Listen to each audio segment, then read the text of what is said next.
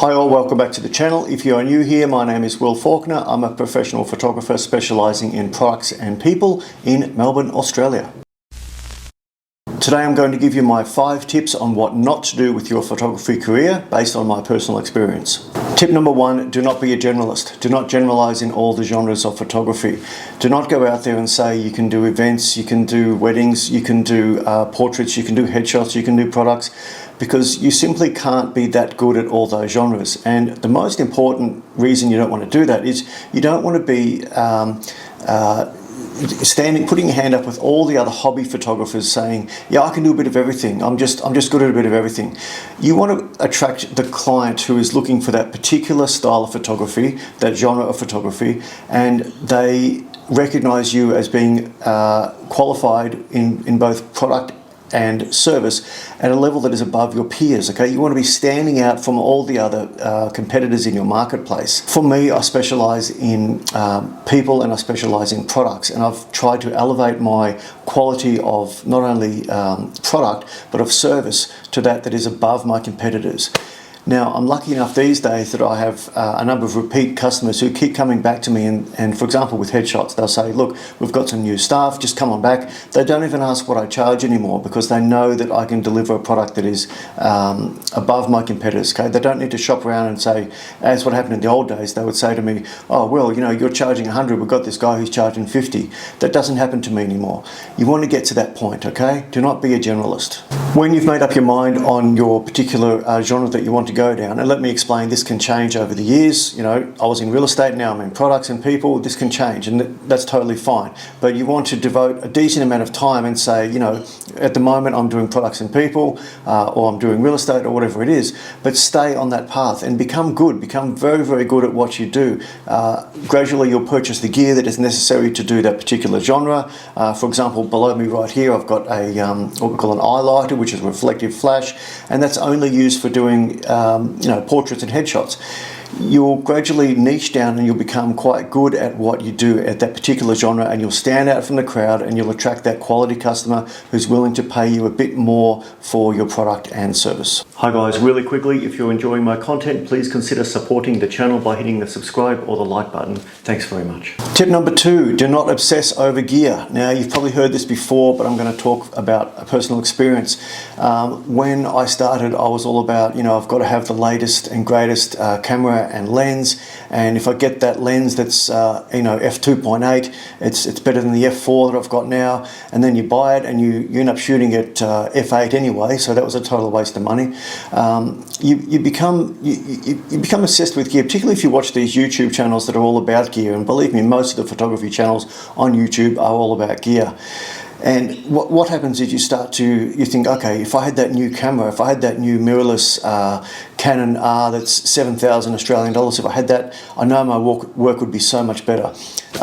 That's a big mistake. Look, in my personal experience, you want to focus on the quality of work, okay? I'm constantly looking for how can I up the quality of my images, the style of my images, how can I niche down and make my style so unique and so good that it's appealing to my target customer, and how can I improve the quality of my service, the service being how do I interact with customers, what is my footprint like on site when I'm doing this work with customers, am I talking shit the whole time on site, or am I just doing what they want and getting the hell out, which is what you should be doing.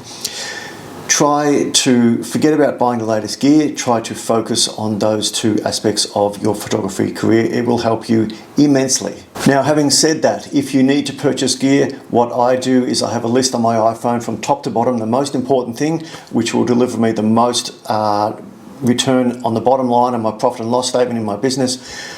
That is on the top of my list, and down the bottom, way down the bottom, is the least important thing. Like at the moment, I think it's upgrading my computer. I want that new Mac Studio computer and the ISO screen. I want that, sure, but it's not essential to delivering dollars into my bank account and paying my accountant on time, paying my retoucher on time. It's not going to help with that. Okay, forget about trying to get the latest and greatest gear.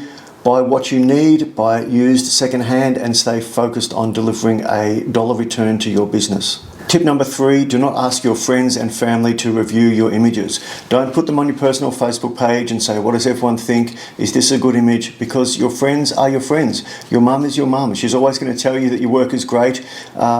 It's a big mistake. You'll go along thinking that your work is fantastic and you'll pursue that line of photography for years and years and years, and you won't break out of it, okay? You need to be sort of putting your work out to people that are better than you, if you can find that. I'll use forums, and I'll put work up on forums, and I'll ask other photographers to comment on it.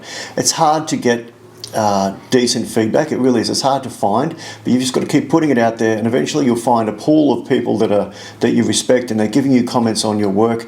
And you can pay for this as well. There's photographers out there on YouTube where you can pay them, and they're pros, and they will review your work. You want to always have someone that's better than you giving you their honest feedback. It's one of the best things you can have in your photography career.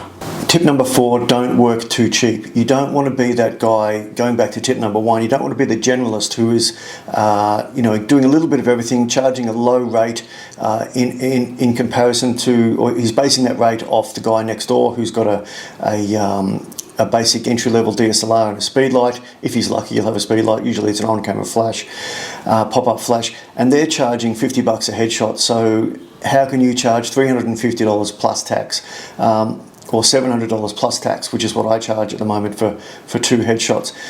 If you are competing with the guys who are at the bottom end of the pricing ladder, you're always going to stay there. You need to get your work up to a level where your product and your service is higher than your competitors, and you can charge more. That takes time and that takes focus, and you need to be constantly perfecting your craft. But one of the best things I ever did was I started to get better and better and better through test shooting and test shooting and test shooting and test shooting. And then I was able to go to my peers and say, what is my work worth? They gave me honest advice, and I put my prices up, and I said, these are my prices. I command this level of payment for my product and service, and if you can't pay it, move on. And you'll attract those customers who want to pay that. You've got to deliver, you've got to be able to follow through on what you're charging and deliver the product and service combined. But just try to break out from that mentality of I'll do a little bit of everything, charge a little bit of money, and I'll always have work. It's not going to help you long term. Believe me, I'm talking from experience. Tip number 5, do not be lackluster. Now, photography is a hard career path to pursue. It doesn't pay well until you get well established. So for years and years and years and years, you're going to be spending more on gear than probably you're bringing in.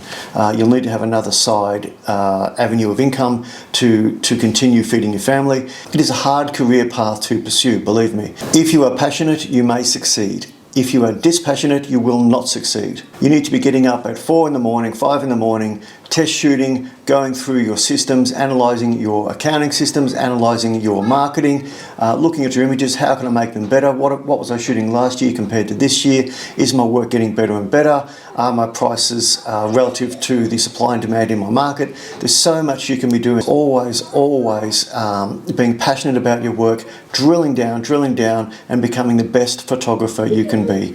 If you're dispassionate, you're just going to fade into the background like all the other hobby photographers out there. Those are my 5 tips on what not to do with your photography career. If they have helped you, please leave a like below. I'd really appreciate it. Thanks very much.